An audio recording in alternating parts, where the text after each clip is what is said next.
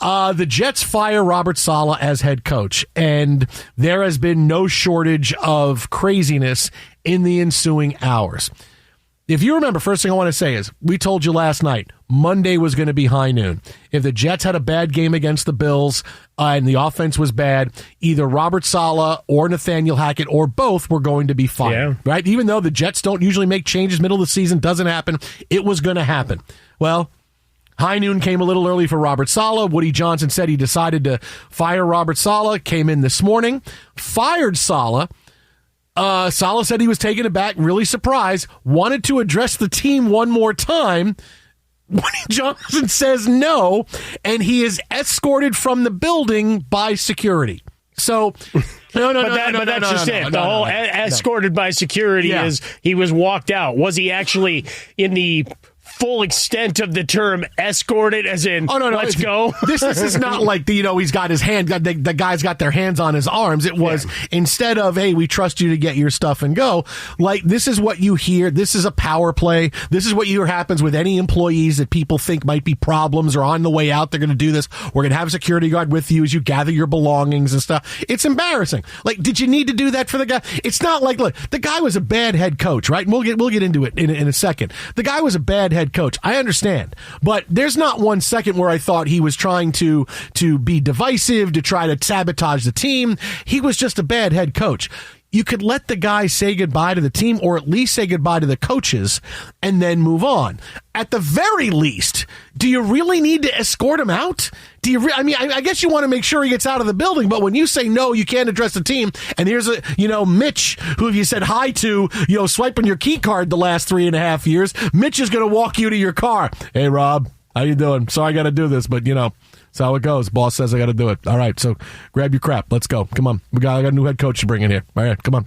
Let's go. Come on, Rob. Come on. But that's just it. There's been conflicting reports as to the escorted and what it really meant. Like whether it was just a guy walking with him who happened to be a security guy versus hey, Robert. No. Hey, tell it walking, Robert. There's so many little layers to this and trying to parse out what's truth and what's fiction. Right? I completely believe that Woody Johnson had security walking Robert's out, because that's a typical Jets thing to do. Like that's it does walk you out. Jets, yeah. You got to get out. We got to play. We got a game Monday night. All right. I say we because I still work here and you don't. All right. So let's grab your crap. Let's go. Grab your stuff. Let's go. Oh, and by the way, I know I asked you to come into my kid. To do the whole thing, the speech for the whole work week. Don't worry about that anymore. I'm going to get Elbrick to do it. Okay. So don't worry about it. We're all good.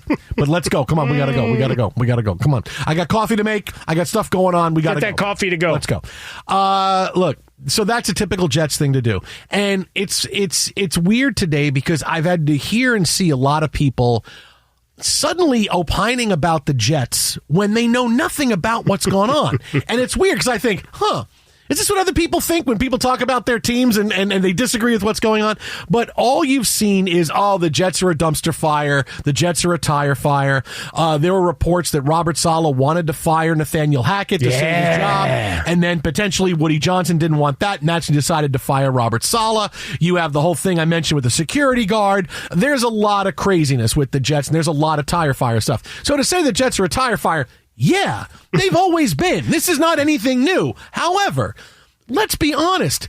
This is a move that had to happen.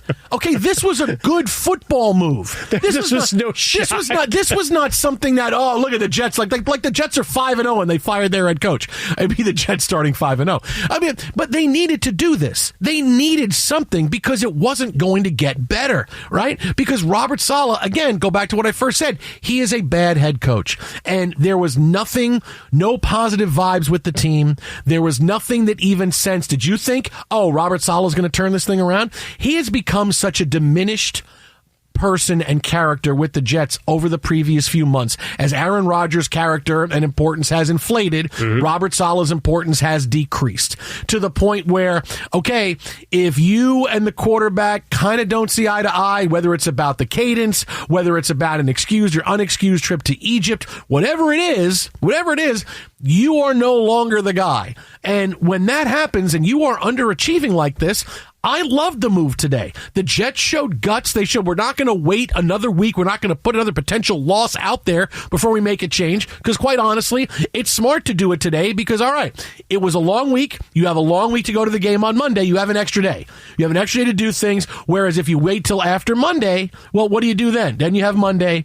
Then you have a short week. Like Sunday night Then you're football. firing your head coach. And then you have a short week to get to Sunday, right? So this was actually the right time to do it. So, yes, both things can be true. The Jets are a dumpster fire, and they clearly they are, but this was something done to get them out of that. Yes, is Aaron Rodgers not playing well? No, he's not playing well. Is Joe Douglas the greatest GM? No, but he's a pretty good GM because he got the right players. It's a pretty talented roster. But Robert Saleh is a bad head coach, right? I told you for a long time. Robert Saleh is a guy who has been a glorified defensive coordinator since he came in, right? Number one, he's been a glorified defensive coordinator.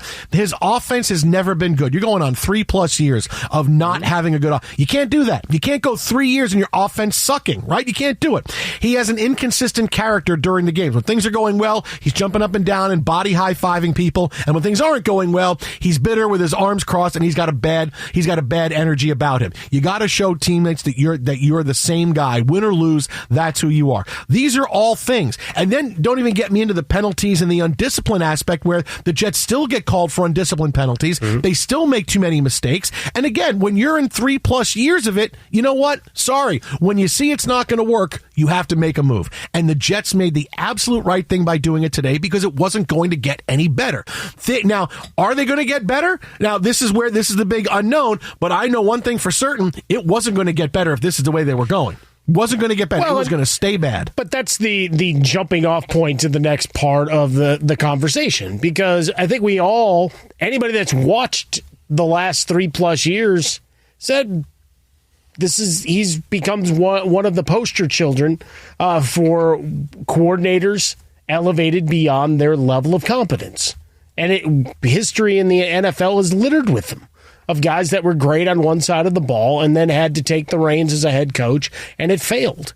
And the only other option, and we joked about it long ago, was, hey, you just trade Rodgers away and send him where he's in Nevada. But we did that before the season, so that's not an option at this point. But you're not getting rid of him. Like he calls the shots for Woody Johnson, and Johnson, to his credit, wanted all the credit for the firing. Without, hey, I talked to Aaron and Aaron had thoughts, or I talked to this guy. Nope. Wasn't going to fire him by my friends. Wasn't going to fire him, but then Aaron called me last night and said, hey, what do you think? Oh, I never thought about it. I'll fire him tomorrow morning. Yeah, right when I get in. But you go through, right? The discipline, even on the defensive side, you saw a lot of penalties that got called, especially this last game. Discipline, certainly an issue. But offensively, does it solve anything? No, but there's just that stink hanging in the air, right? That has been there for a long while of why did he get another bite at the apple? Well, in theory, it was because Aaron Rodgers is going to be the quarterback. And Aaron Rodgers has been good. We all stipulate to that. It's, the stats bear it out, right? They've scored as many points through this point in the season as they did with Zach Wilson a year ago. Mm-hmm. Well, look, it's not. Robert Saleh does have good points about him. He was just a bad head coach. Like I said, glorified defensive coordinator. What did he do? He built a pretty bleeping good defense. No, it's a strong defense. Been a 2+ year thing, right? It's a pretty good system that he's got going on. With and if Reddick had actually shown up, who knows? They could have been better. Maybe we'll get him now. Maybe he'll show up. Maybe they would have beaten everybody. Maybe they would have beaten Denver, and now all of this is avoided. That's what I'm waiting for. If Greg the Leg actually hits a 50-yarder, like every other bleeping kicker in the National Football League. He built a great defense, and I can understand the Jets' philosophy of, okay, so we were supposed to have this year last year. It didn't happen. If we make a change, what is that going to do? And I understand wanting to come in, hey, let's keep the same group in. And fairness and whatever. You're staying another year in the same systems, even though it's going to be different with Rodgers. I completely understand that. But it's a short hook because it has to be. Because you're built for this year with Aaron Rodgers, right? You're not built for if it doesn't work this year, Jordan Travis is the quarterback next year.